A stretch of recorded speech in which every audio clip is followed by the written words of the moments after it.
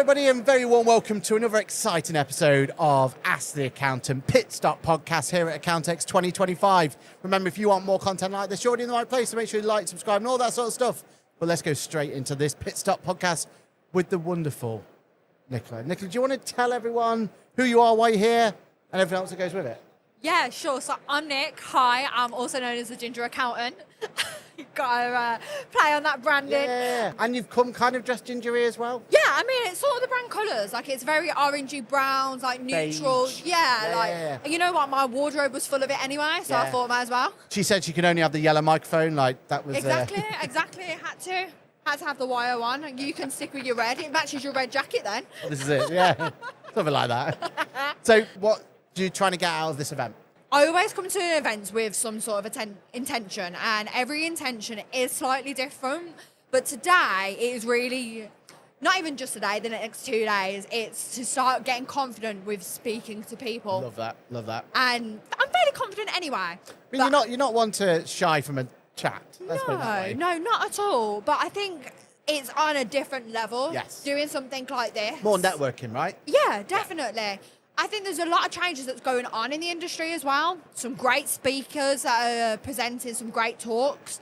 Really getting around to the ones that I know are making a difference in my practice, the big changes that are coming. Yeah, that's the purpose of me being here for the next 2 days. Talk to me a bit about your practice as well. So it's not been going for very long, etc. Just give me the background story of it. Go for it. Sure. So my background story really started January 2023. Right.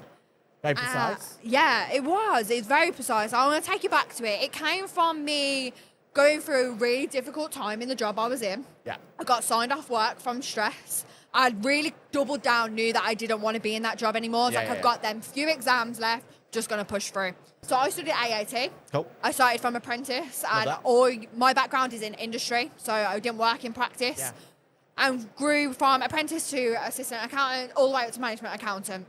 And I just knew I had them last few ones left on my level 4, so I pushed through. And it got to the June in 2023, and I started a new job. I'd got out of that place, but it wasn't a job that I still felt fulfilled at. It was literally an escape from that other one. Passed my exams on the 1st of June. So, yeah, literally about to celebrate 2 years of passing the exams. Well done. And a month later, I got hospitalised. Oh. Yeah, that was hard. Stress-related, I assume? It was stress-related. I was also getting tested for chronic illnesses. I was getting tested for Crohn's. So it was a difficult period of my time. And I think that was really the moment that I went, no more. The trigger point. Yeah. I'd been through a lot in that period, and a lot of it was always external validation for other people, pleasing them, what they wanted me to do. And I thought for a second, I'm just going to stop. And I didn't get out of bed for months. Probably like 2 months I didn't get out of bed. But that gave me the chance to think and design a reality vision of what I wanted my life to look like. Prioritise, right? Yeah. And I knew that was travel. I knew that was beaches. I knew that was Australia. I knew that meant that is my happy place. And I was like, this is what I want. How can I make that a reality? And you know, when you work in practice and you work in industry, you can't have this time off, can't have that time off. And I just didn't want that restriction. So that was the moment Ginger Books was born. That was a decision I took to change. I had no business plan. I had no idea what I was doing. And I just went, I'm going to try. So the anti-Rachel approach. Yes, 100%. It was the, let's figure it out. Bring it till you make it. Yeah, I love that. Literally. Okay, let's bring this chat back to this event, right? Yeah. So Accountex 2025 is a monster of an event. Love this event. And you're no stranger to events. We saw you at Fab. We've seen you at other events as well. Yeah. What was your first impressions of this? Well, this is my first time here. At Accountex, wow. Accountex London, yeah. The first event I went to was in Manchester, but this is phenomenal. No, I think this is amazing. I come to the Excel about 6 months ago, so I'm no stranger to this setup. Yeah. But it's just fabulous. There's so many different vendors and different people, and seeing so many familiar faces, but new faces as well. I think you can really see the stretch of the old and the new as well. You can see that as you walk around. And there's some great, I think everyone's up in their media game as well, aren't they? I know. Everyone's got a gimbal now. Yeah. I thought I brought all the cool equipment, but I don't know. Yeah, brilliant. honestly. It's good to see that. Even like their setups. Oh, wow. It means that people are going to be more engaged, right? And they're going to go there. And even people who can't make it, because there's normally a real reason people can't make it, right? And given the opportunity for them to see it, or even just watching back live, or you know how big this event is. Sometimes you don't cover everything, right? Yeah, So having that opportunity to see it later is brilliant. Okay, so what are you most looking forward to from this event? A little bit selfish of me. Go for it. But I'm really looking forward to doing my first big public speaking tomorrow. Like, wait, honestly, can't wait. I'm like, what on earth? I've done small ones, but nothing on this magnitude. So Amazing. I'm buzzing for that. That is what I'm most looking forward to. Good to hear, good to hear. That's it. And you've got to look forward to it, right? Because that shows you care. That shows you're excited for it. But what's been your highlight so far? I think my highlight so far is attending the 2 sessions that I have done. They were very empowering on very different ends of the spectrum. Name drop, go for it. So I went to Kaylee Graham's one on the 5 things not to do for payments. Wow. And that's really got the cogs going, okay, how can I add more value to my clients? Exactly, yeah. You know what? It's something that she said. I was like, oh, there's actually a position for each individual scale of a payment. It doesn't have to be a all-in big payment, but just that, like a payment to HMRC. Like I can literally just run that payment for a client and then it's paid. Send it to approval, job done. Exactly. Whereas at the moment, I'm just leaving them to their devices. You know what they say, you can lead a horse to water, but... Exactly. So yeah, that's really got my brain ticking. And then I've just been to Amy Copeland's on Amazing. MTD, which is the big buzz at the moment. That was interesting to hear how bookkeepers can be the power on driving that over 100%. The next 12 months. 100%. Loving that. Great choice. And yeah, 2 talks down, you're already cogs turking. Yeah. So with that in mind, we come to these events and we know that it's time investment, it's cost investment. It's an investment, right? We're out of our business. So we've got to be very much on the ball and making sure we make the most of it, like you've just said there. So what's your top tips for anyone maybe you've never been to an event like this before or didn't feel like they were getting the most out of it? What's your top tips for coming to an event like this?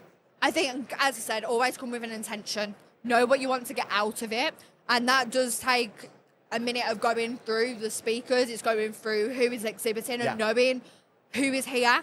And create a list for yourself. And it doesn't have to be an extensive. It can just be 3 things that you want to get out of it. So is it a certain talk you want to go to? Make sure you put an alarm on your phone so you turn up to that talk and you take notes as you go. That's really what I could say to you is come with an intention and make sure you fulfill that intention and do some good habits that is going to help you build that intention forward. Love that. Love that. Great bit of advice there. All right. This industry is a different industry, put it that way. Very, very intricate, very different to your typical industry. But what do you love most about the industry so far? What do I love most about it? Oh, maybe then, if that's too much. No, I think love it. I wouldn't do what I do if I didn't love it. So I think I've got to love it to do this. I don't know whether you know much about personality types, Aaron, but I'm a massive club. So I'm a process. I like rules. I like knowing what a system is. So boring, I know for most, but I like the fact that there is a process. From an accounting point of view, that's not boring, let's be honest. Exactly, but that is something that I love about accounting. It's logical. There is a process that you follow. It's our love language, right? Like, that is it. Yeah. Exactly. But I'm a massive heart as well, so I do like that interaction with clients as well and having that bond that you actually do create.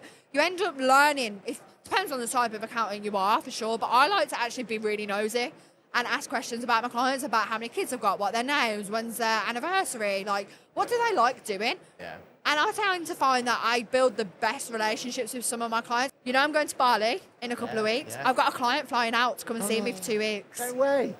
Obviously, it's business expense as well. Exactly. So, Exactly. I mean, go and see your accountant. The accountant might allow it. We'll see. It's one way to at least go on that side of the fence, isn't it? Exactly. So it's things like that is actually real life, and it's not just a job anymore. It's I embody this, and this is everything that I want. I love that. And that's where it drives a passion, right? Because that passion will then find you to get more clients and do more good and push and push and push. So keep at it. Well done. All right, that's what you love about the industry. What would you change about the industry? Not so much about the industry, but maybe the institutes that the industry has a hand in. Right, now you've got my attention. Throw them under the bus. It's HMRC for me. Yeah. I know that they're there. I know the institute is there. But if there is one thing that I could change, it's to bring them to 2025. Because I'm a 2000s baby. So I've been born in this millennium, and I still feel they're not even in this millennium. No, I know. That's my struggle. There is so much more we could go into about that, but Yeah. And especially like making tax digital is such a prevalent topic at the moment. It's like, for us to deliver making tax digital, you need to give us the tools to help us help the clients, right? yeah, definitely. It doesn't matter how many times we tell them that never comes along. So yeah. There is a huge gap in between actually understanding and listening between it.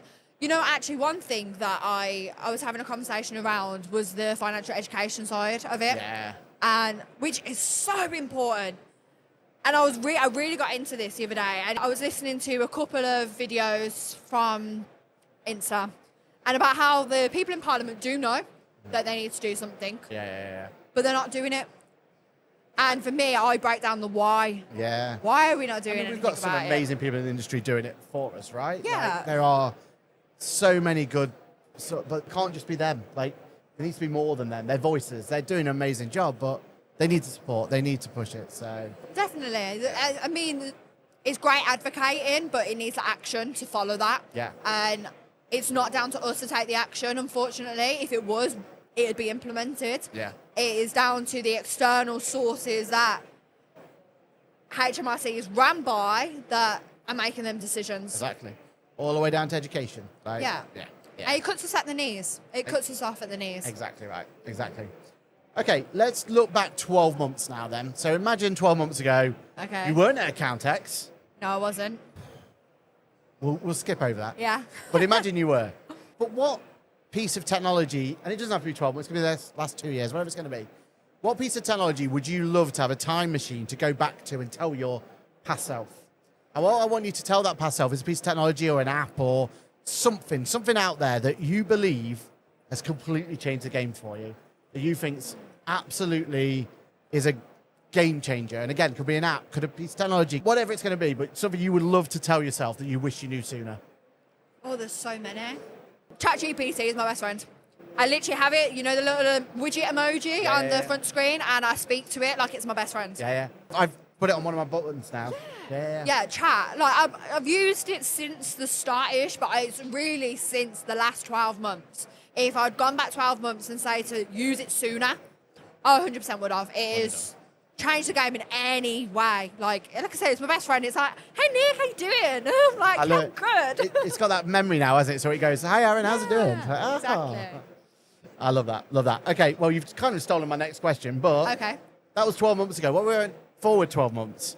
AI, safe to say, it's not a fad anymore. We're all on board. We all know what it's going to be. But I want to know, what do you feel like it's going to impact your business going forward? Right?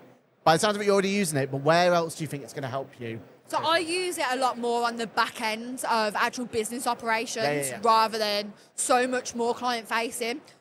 I've tested one that was client facing and it didn't return the results Damn it. that I wanted it to. So it's left me a little bit uncertain. So I would love in the next 12 months to find a solution that is AI driven, that helps streamline efficiencies for clients a lot more quicker. That would be a game changer for me. Yeah, Especially for someone like you who wants to be client facing, wants to set all the rules all the way up, and AI just delivers on those rules for you, and then you can be doing what you want to do, right? Yeah, definitely. And it does come with a lot of system shifts. There was something that Amy mentioned earlier, is the fact that we're trying to put manual processes into tech processes. And I think I come from, when I was an apprentice, I was doing the bookkeeping, accounts payable, like I'm used to what process looks like. And I think there is adaptations that need to come into that, and seeing how AI doesn't replace that, but changes the process. Yeah. How does it go from what I'm doing at the moment digitally, that's not so much like a manual paper product process, but how does that then change it even more? And what does that look like, not only for clients, but for us? And how do we challenge ourselves to make sure it's right? Exactly. Because that's going to be, I mean, or Amy stood over there, we need to make sure that we can be happy with the end result. Yeah. Awesome. All right, well, that's the end of our questions. What I want you to do now is have a look at this leaderboard. Okay. And I want you to create a bit of friendly rivalry here. Is there anyone on that list that you want to beat? You. Me. Right, okay. You're top, so you. Okay. All right, okay. I have got 5 cards in front of me. Okay. Your challenge is to ask me as many questions you want. I'm only allowed to say yes or no. And you Okay. want to guess who's on this card. Okay. You can skip at any point. That skip will give you a 1-minute penalty, though, so be aware. Oh, okay. I don't Right. know why I've said you now. You know all the bloody cards.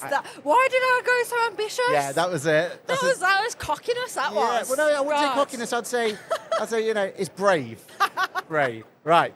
You can ask me any questions you want in 3, 2, 1. Ask me a question. Is it a software? No. So it's a person? Yes. Female? Yes. Bookkeeper? No. Okay, so accountant? Yeah. Been doing it longer than 10 years? No. Well, yeah, possibly. It'll be on the borderline. Okay, had the business for 10 years? No. But No. not. Yeah, but not far off. Okay, had a baby? No. No? Has children at all? No. Shit. Okay, this has gone down the pan, hasn't it? Is it Rachel? Yes. Yes. Next one.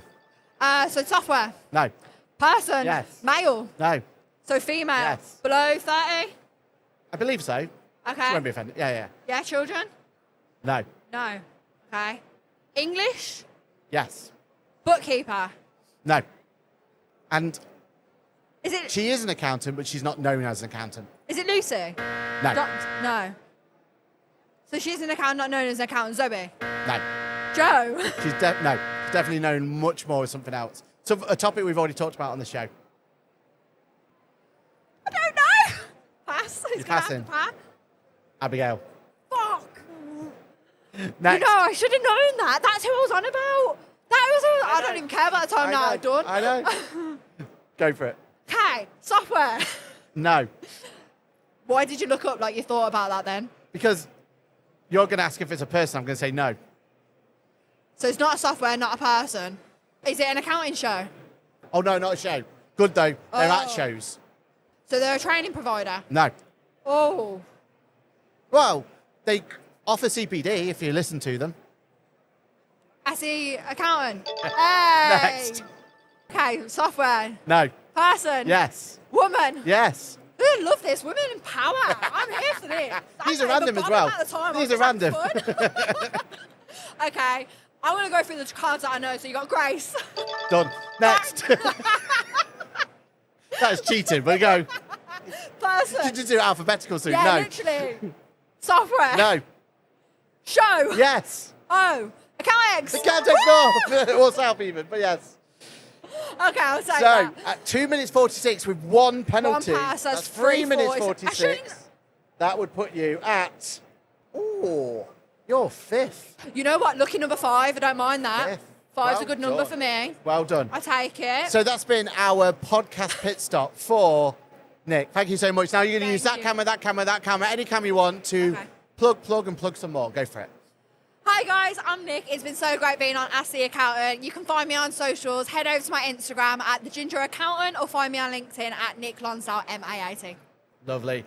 And that's been it. That's been our Pit Stop podcast for 2025 Accountex. Remember, we've got so much more to come. We've even got a whole board now showing you who's going to be here. And you can even have a live studio audience as well if you want to. So Thank you. we will see you soon on a episode very, very soon. Remember to like, subscribe, all that sort of stuff. You're already in the right place. So make sure you use all that. And thank you, Nic. Thank you for coming along, Thank you for having me. talking to us. And one day we need to get you as a cool friend. So you get to have one of these cards. I would love it. Thank you.